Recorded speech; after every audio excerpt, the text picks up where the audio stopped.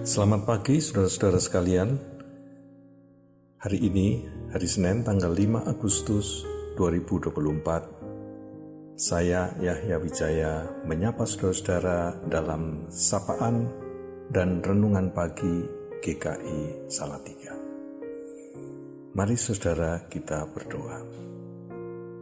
Kami bersyukur kepadamu ya Tuhan untuk pagi yang indah ini dan hari yang baru ini yang Tuhan berikan kepada kami.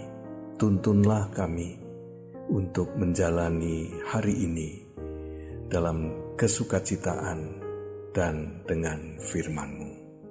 Amin. Saudara-saudara sekalian, bulan Agustus biasa kita istimewakan sebagai bulan kemerdekaan. Namun sebenarnya orang Kristen tidak hanya merdeka di bulan Agustus. Injil Yesus Kristus pada intinya adalah proklamasi kemerdekaan asasi. Yesus Kristus memerdekakan kita dari penjajahan mental dan penjajahan spiritual. Tuhan bukanlah penjajah yang membebani kita dengan bermacam-macam kewajiban yang berat, ritual-ritual yang rumit, atau ancaman-ancaman yang menakutkan. Di dalam Kristus, kita dimerdekakan dari rasa takut salah, baik dalam belajar, bekerja, bahkan beribadah. Pembelajaran, pekerjaan, dan ibadah dari orang yang merdeka pastilah berbeda dengan pembelajaran, pekerjaan, dan ibadah orang terjajah. Orang merdeka melakukan semua itu dengan gembira dan kreatif. Orang terjajah melakukannya dengan tegang dan terlalu berhati-hati. Injil adalah kabar baik karena menegaskan bahwa kita adalah orang merdeka dan tidak berada di bawah penjajah manapun. Namun tidak semua orang merdeka sadar akan kemerdekaannya. Jemaat-jemaat Galatia adalah contohnya.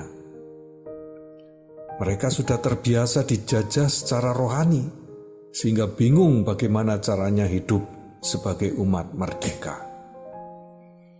Maka kemudian mereka membuat macam-macam aturan dan ritual-ritual baru yang jelimet.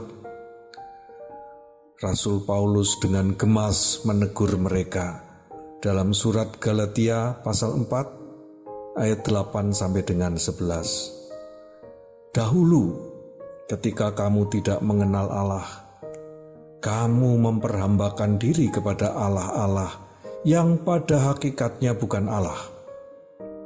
Tetapi sekarang sesudah kamu mengenal Allah, atau lebih baik sesudah kamu dikenal Allah, bagaimanakah kamu berbalik lagi kepada roh-roh dunia yang lemah dan miskin dan mau mulai memperhambakan diri lagi kepadanya? Kamu dengan teliti memelihara hari-hari tertentu, bulan-bulan, masa-masa yang tetap dan tahun-tahun. Aku khawatir kalau susah payahku untuk kamu telah sia-sia. Jemaat-jemaat Galatia ini sama seperti umat Israel ketika baru dibebaskan dari perbudakan di Mesir. Ditinggal sebentar oleh Nabi Musa, mereka bingung. Lalu mereka membuat patung lembu emas untuk disembah dan ditakuti. Saudara-saudara, sekarang pun banyak pihak ingin merampas kemerdekaan kita. Mereka suka membuat orang Kristen merasa tidak cukup murni imannya, atau tidak cukup beriman karena kurang begini, kurang begitu. Ibadah yang sebelumnya dinikmati dengan gembira, tiba-tiba dianggap salah atau tidak cukup. Kegiatan-kegiatan yang sebelumnya diikuti dengan bebas tanpa tekanan, tiba-tiba dijadikan kewajiban yang harus dilakukan dengan aturan-aturan yang banyak dan ketat. Doa tidak bebas lagi menyampaikan isi hati apa adanya. Harus pakai rumusan kata-kata tertentu seperti mantra-mantra. Membaca Alkitab harus mengikuti sistem tertentu. Sampai warna dan model baju yang dipakai untuk ke gereja pun ada aturannya. Banyak sekali hukum Taurat baru yang diciptakan untuk merampas kemerdekaan kita. Kalau kita terpancing, maka hidup dan peribadatan kita akan kita jalani dalam tekanan dan ketakutan, tanpa kegembiraan, dan pasti tanpa kreativitas. Saudara-saudara, semua aturan dan ritual yang berlebihan dan tidak jelas faedahnya itu, menurut Rasul Paulus, adalah roh-roh dunia yang lemah dan miskin, yang kita tidak sepantasnya tunduk dan menyerahkan kemerdekaan kita. Lembu emas yang dibuat umat Israel memang indah dipandang, tetapi menjadi toksik atau berbahaya ketika disembah. Maka marilah kita berpegang pada Injil Yesus Kristus sebagai proklamasi kemerdekaan yang sesungguhnya.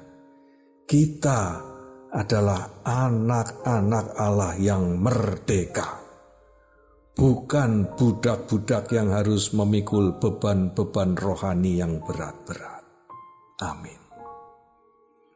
Marilah kita berdoa. Ya Tuhan, kami bersyukur sekali karena kami adalah anak-anak yang Engkau cintai. Engkau memerdekakan kami dari segala beban mental dan beban spiritual. Kami berdoa ya Tuhan untuk kemerdekaan Republik Indonesia ini yang kami rayakan setiap bulan Agustus. Biarlah kemerdekaan ini benar-benar dinikmati oleh seluruh rakyat. Bebaskan kami dari segala bentuk penjajahan baru, baik oleh bangsa asing maupun oleh bangsa sendiri. Kami berdoa untuk mereka yang merasa tertekan dan tertindas, baik dalam belajar, dalam bekerja maupun dalam kehidupan rohani. Kiranya Roh Kudus membawa pencerahan dan memberi kekuatan bagi mereka untuk benar-benar menyadari dan menikmati kemerdekaan mereka. Kami juga berdoa untuk saudara kami yang sakit, yang lanjut usia, yang kesepian.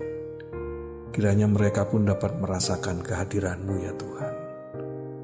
Terima kasih ya Tuhan, sertailah kami agar setiap waktu dan sepanjang hari ini kami dapat benar-benar menikmati kemerdekaan yang Tuhan berikan kepada kami.